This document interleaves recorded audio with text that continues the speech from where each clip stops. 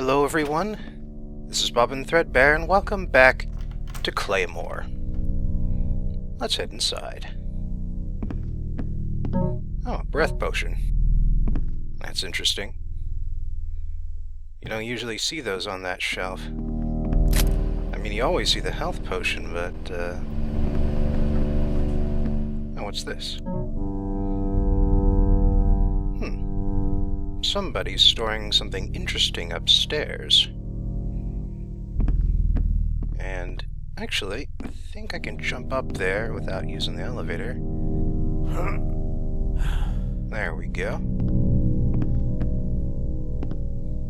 Yeah, I'd like to do the first floor first, of course, but this storage room doesn't go anywhere. So it's safe to explore up here right now. Interesting stuff they've got up here.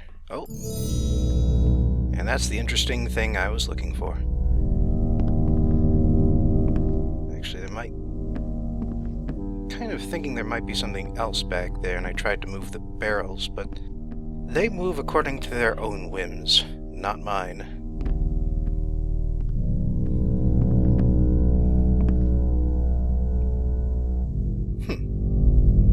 Apparently, some people have been stealing into the wine supply, except that it's also a spare medicine supply, and so things have gotten a little awkward.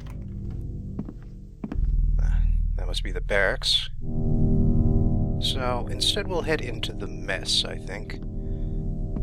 But then again, this guy doesn't have a helmet, and he's asleep, so... you know, I just have to. One less problem to deal with. And hey, this is Yarling, the guy we've heard so much about outside. We're gonna hear a hell of a lot about him inside now. Armory door is locked, but I think we've got just the key for that. Or maybe not. Well, luckily, the guy who designed the William Steele series also believes that all locks should be pickable. So that's not so much of a problem. Now the other thing is that the armory up here is also away from everything else, so we can also explore up here to our heart's content.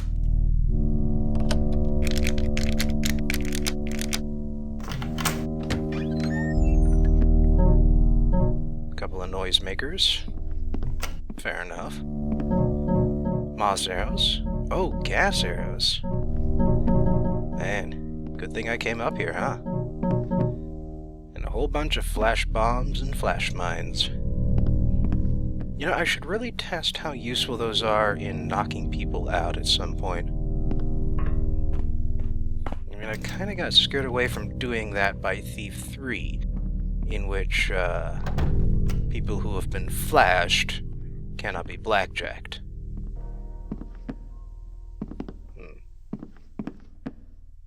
I heard someone whistling. Oh, there's a person right there. Maybe I can catch up with him.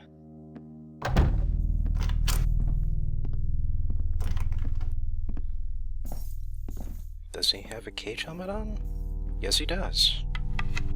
Important to note. So, let's just deal with that. And then, because there are probably other people who still use this hallway, I should probably take care of the body. Dietrich.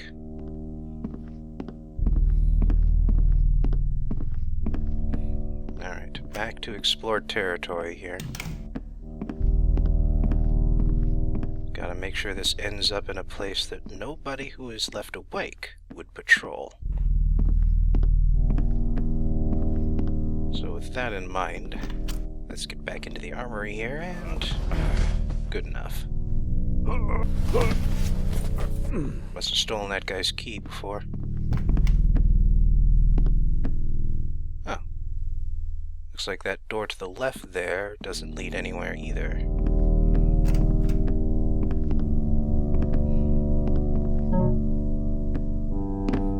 guess there's a health potion that comes standard with the clutter on this shelf.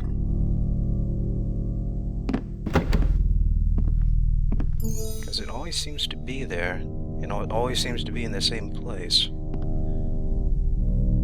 Looks like we found some more money that someone else has hidden away in the barracks. Sure is a lot of that stuff going around right now.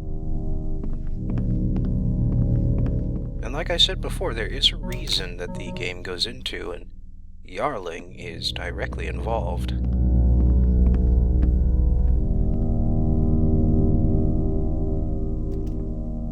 I thought I heard someone. That was definitely a door just now.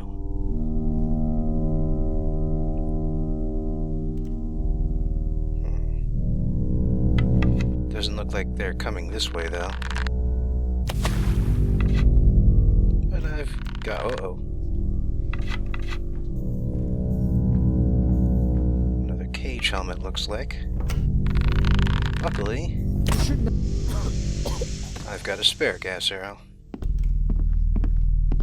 You know, I wonder...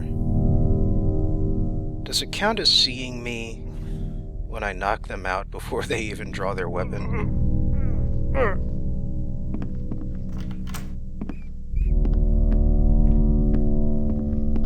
Alright, Francis. Well, I've explored through this door here, so you might as well end up here. What have you got? Ah, that's the armory key guy.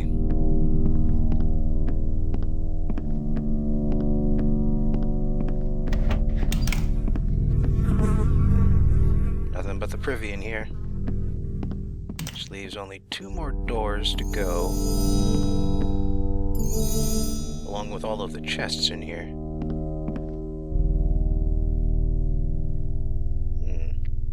Lieutenant Benson is worried that there is inventory missing from the Commerce Bank break-in.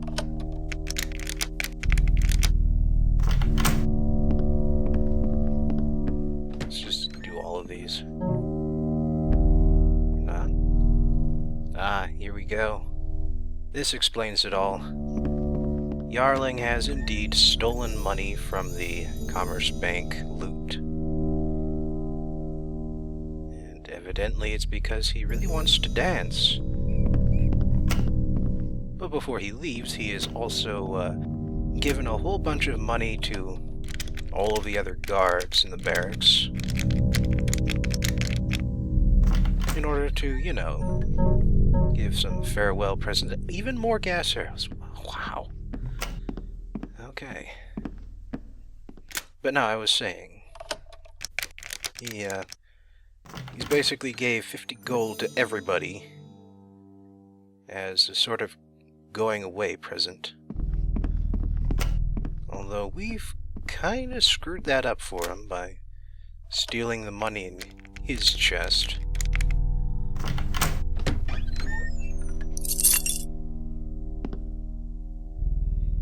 But then again, Lieutenant Benson was already sniffing around because, you know, he is the most obvious suspect. Oh, hello there. There should be a servant around. He's got a cage helmet too. Lucky I find all these gas arrows.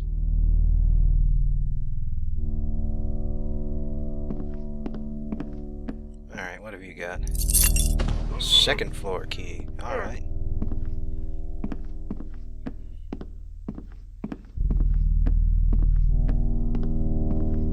And you... where can I stash you, Noster?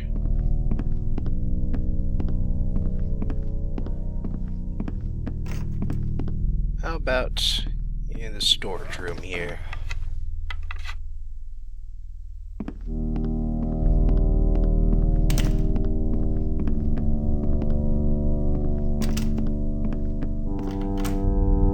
Yeah, actually the fact that Yarling stole all that money and gave it away to all his friends is a pretty nice excuse for why there is loot hidden in all of the various corners of the prison. Although I do have to say, prison really isn't the best word for this place. I mean, it's got more space given to the guard facilities than to the prisoners themselves. Actually, the prison is rather anemic. It can't house very many more people than the watch station can. Don't really know what's up with that. Both the doors into the lobby are locked, of course. And unfortunately, we do not have the lobby key.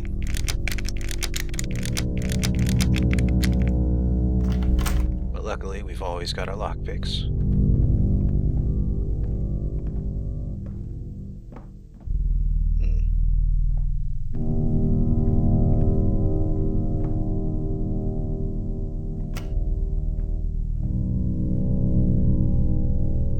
Probably take care of that light nearby.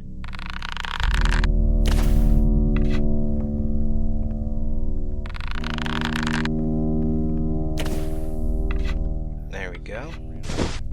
Now I can sneak up on him when he leaves the lobby entrance thing there. Kiosk? Desk? Desk. Let's go with desk. Alright, so he does not have a cage helmet on.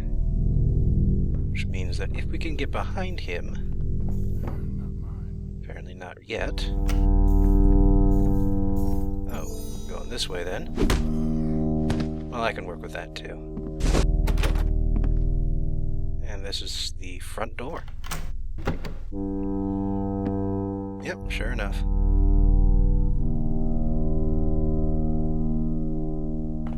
Well, anyway, as I was saying, I got no problems with calling this building Cleighmoor, but calling it a prison, I think, is a bit much.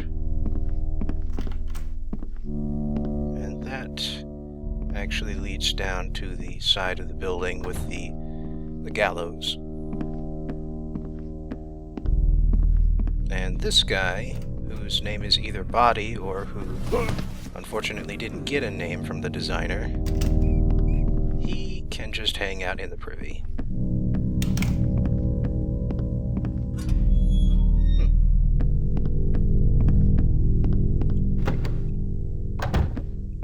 Alright, let's see what else is in the lobby here. Looks like they're getting a city council visit. And here's the front door log. And basically that explains where to put the thing that the one historical society guy is looking for. And that's the lobby key, by the way. That's how to get it.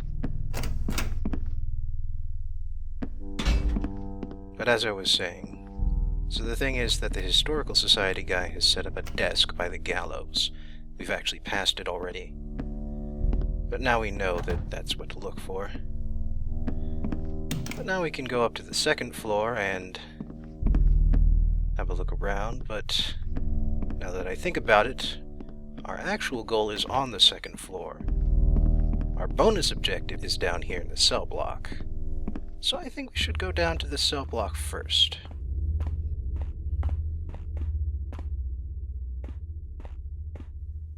Nothing here.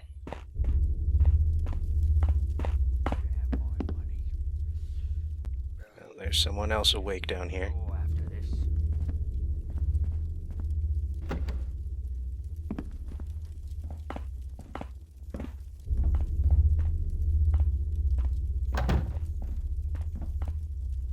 Must be in there.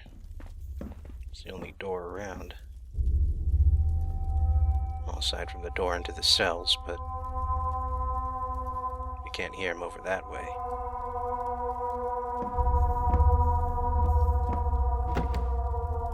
Deadly boring. I could use a bit of fun.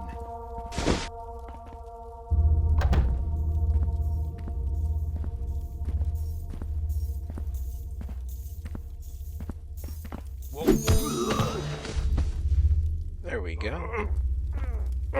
Jinx. interesting name he's got. And now we've got the cell block key. Interesting note. The locks down here are unpickable. I mean, security is especially tight, and that's understandable. But on the other hand, now that we have the cell block key, we can open all of the doors. And we also saw the cell block registry up at the front desk. And so I know that 2 of the cells that we should not open are numbers 8 and number 5.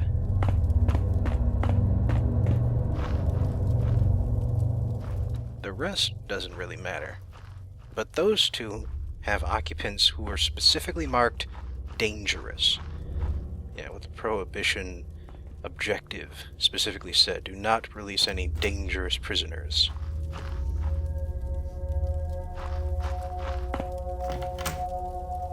Don't want any trouble. See, this guy, that guy's no problem at all. He's just a random fez-loving peasant. And I am trying to see if there's any actual loot hidden around the sarcophagi down here. See, this place was, at one point in time, a monastery. A monastery with a very large and intricate... Just in case I was wrong, I wanted to save. Yes, a monastery with a very large and intricate crypt system. Fortunately, no undead problem. And so when the monastery was decommissioned or burned down or something like that... Don't mind me. Hey there, buddy. But when that happened, the jail was rebuilt and the catacombs were repurposed. Huh. This must be that staircase I saw back from the outside. Yep, the one with whose gate does not work. Very sad. But there's only one more cell to open now. Like I said, it's remarkably small. You want to throw some cards later? I mean, I suppose it's relatively secure compared to a regular, you know, watch station jail, but even so.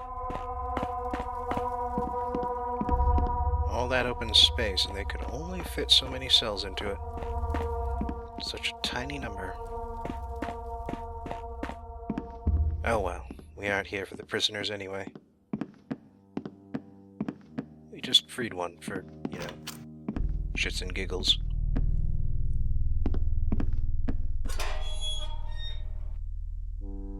Yep. Trapdoor. This is the attic region, I guess. And we've actually got a key for this. One of the guards was hiding these candlesticks in there.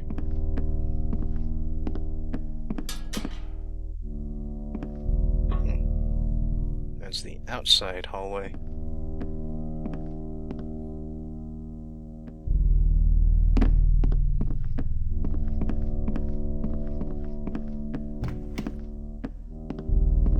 Alright then, let's get up into the proper second floor area.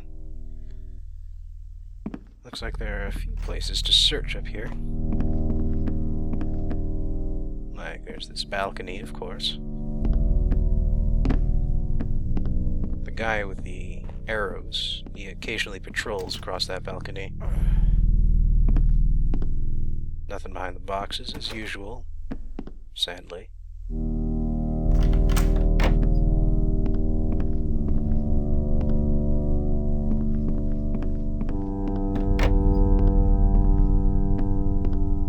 This one's a nice bathroom. You can tell because it's got a sink. Now, Lieutenant Benson was on site here, so he got his key. Now we've got more of his keys.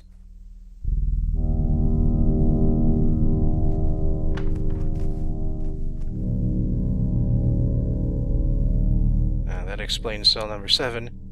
The occupant managed to blow himself up. And apparently the warden is dirty. And the guy with the bed downstairs was Lord Yancey, an idiot.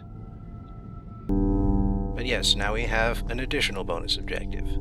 Find evidence that proves that Warden Feeling is dirty and put it in Lieutenant Benson's room. But as for main objectives, here we finally are. We've got our very sharp sword. We've got our father's journal. And this actually ties the bishop in with the weapons smuggling ring. Apparently the bishop has been using the forge to create a whole bunch of coins and bullion instead of the proper holy instruments. Apparently the money is being donated to the church and then laundered by the use of the forge. This is the Commerce Bank stuff that wound up in the evidence room.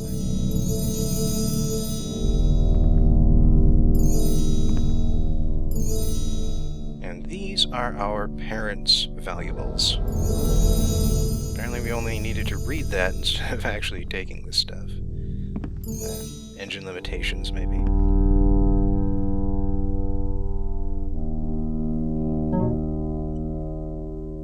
Here we are. This is the last important note. There's this fellow named Deacon, who is a very good thief and assassin, and who may have been responsible for the mysterious deaths of our parents and of the other people. An observation balcony. Good place to watch a man hang.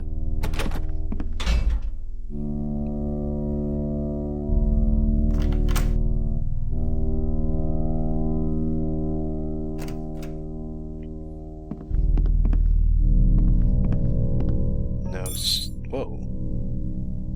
Spawned a key. Alright, so this gives the backstory I was explaining before about how this used to be a monastery.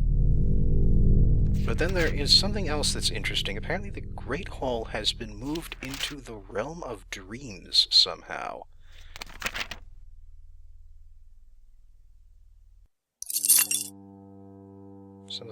Something perhaps to do with the well. You know, perhaps we can look into that while we're here. It didn't spawn any objectives, though.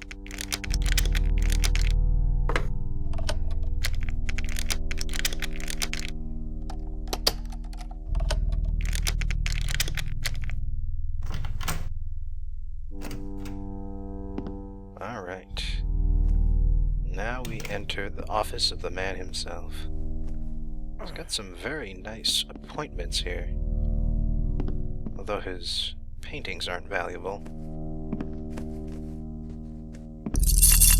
Same keys as Lieutenant Benson. That's the note about the cell doors. And that's saying that there's something interesting about the desk and about the guy's certificate. This thing here. Of course, that's just to throw you off. There is, of course, a secret latch in this room, but it's actually this book. Which, in turn, moves the certificate, which in turn hides an elevator button. It appears the warden has indeed been hiding certain items he has taken from the evidence vault.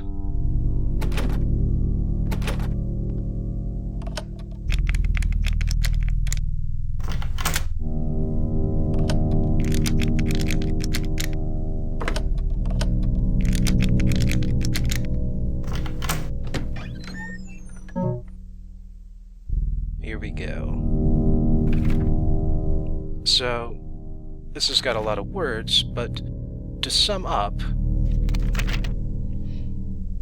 the warden has a mistress, and he's got financial troubles, and he actually arranged for the Commerce Bank theft to occur. And then he arranged for himself to catch the criminal and thereby get the Commerce Bank goods into the evidence vault, which he could then very slowly steal away. And meanwhile, the thief would be sent up the river. And that's that objective complete.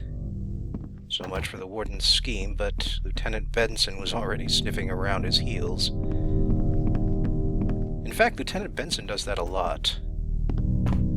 He is, quite honestly, a very good police officer. He was even one of the guys who had a cage helmet. And sadly, none of the keys work here. I was hoping, but you know, it's not much trouble if it doesn't. So the reason we're coming back out here... Actually, we haven't been down this way, have we? Although, apparently there's no real reason to do so. Oh well. But the reason we're back here is because I promised I'd be coming back down this path, and it's about time I delivered.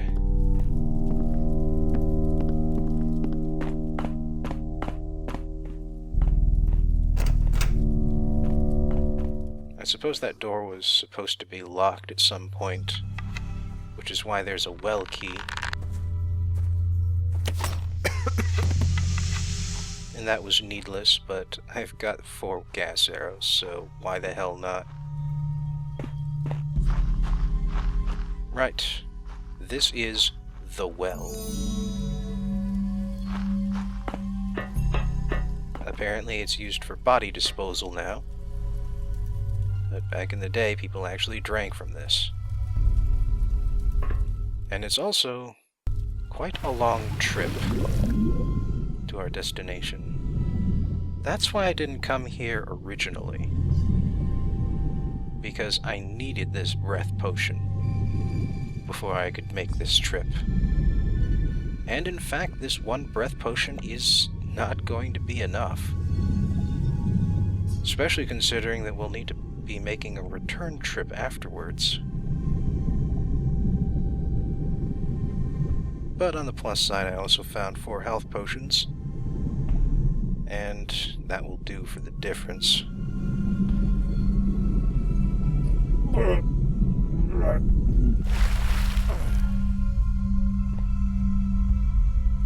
Yeah, see?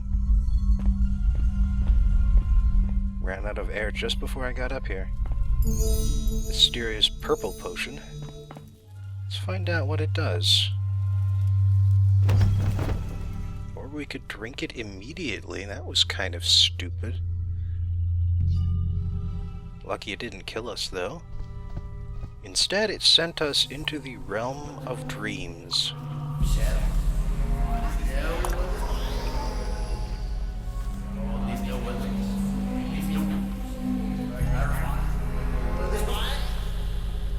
This is the Crypt of the Ancients / Great Hall.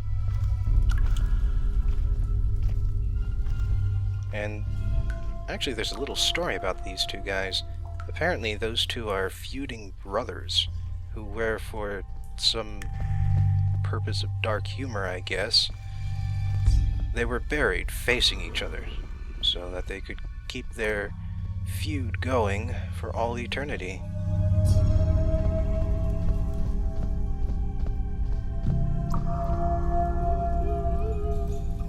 So it looks like the screen flashes red when I'm too well lit. But on the bright side, none of the undead here are reacting to me. That said, it's certainly not going to try and provoke them in any way, but at least they won't be too much trouble to deal with. Which is especially good considering they can walk through solid objects. Okay.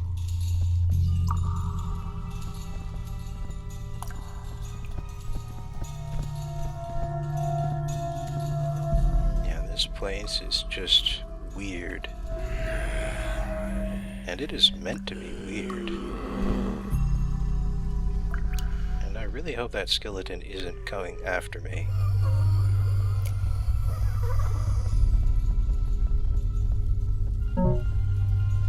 Oh, we can pick up objects.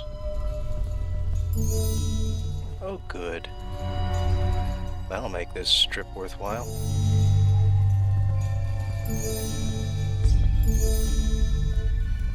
Especially considering all the stuff back here. Wow.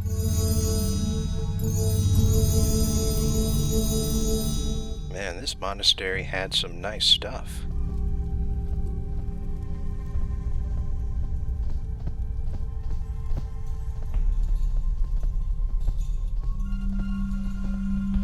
Okay, well, like I said before, I still don't want to actually touch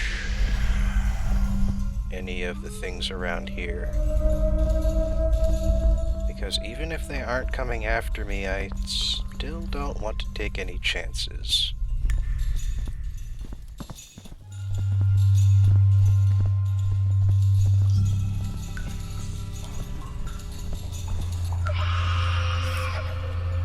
Huh.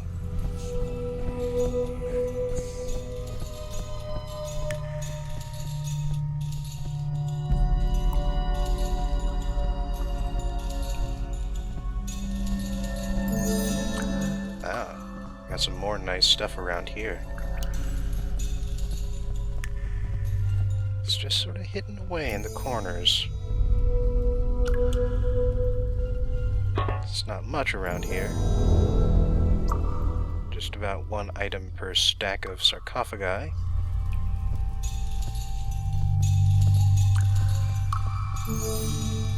But as you saw from the objective fulfilled flash, every little bit helps.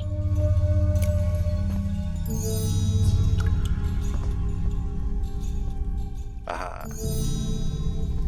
Well, it doesn't look like there's anything on this stack here. Much as I'd like there to be one. So I guess we'll drink the other purple potion and head back to reality.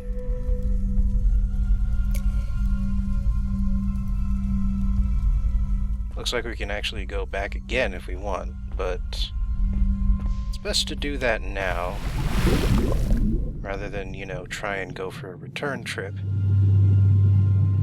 Because, as we've already noted, the journey is quite brutally long.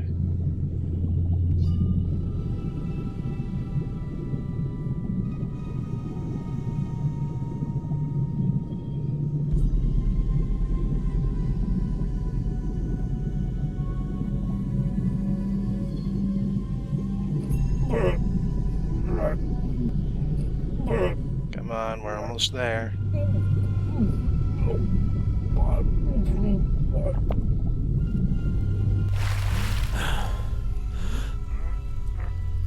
Man, that took out at least a third of our health.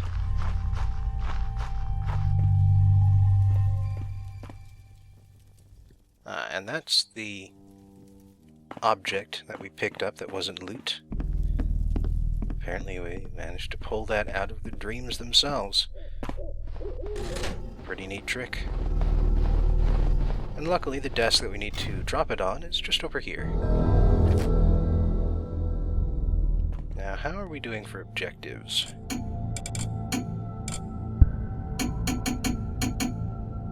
Oh, the only two that are left are the two that we need to not fulfill. So, well, of course we don't actually have to come back the way we came, although I do believe it is possible to leave this map through the sewers. Instead, we're going to use that mysterious third button in Warden Fielder's secret room. See, there's first and second, and then the unmarked button here. He actually talks about having this secret passage in his journal.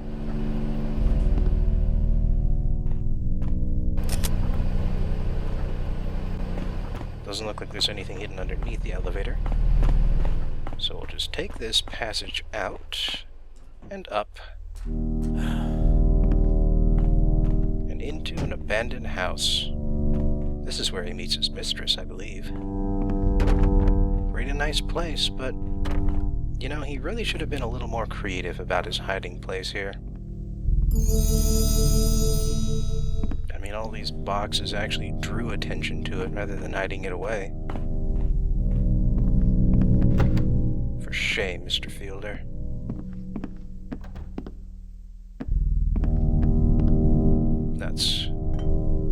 Those aren't valuable.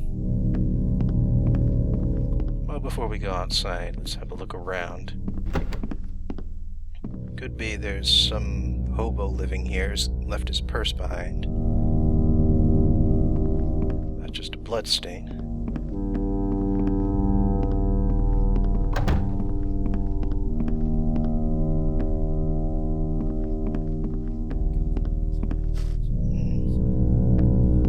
Looks like there's a lot of hobos who are living or have lived here over the months. But nobody here now. Nobody's valuables are here now. So let's just head on out the door and finish the mission.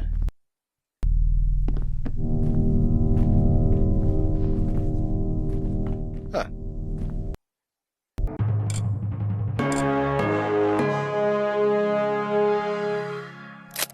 Alright, less than 200 loot missing.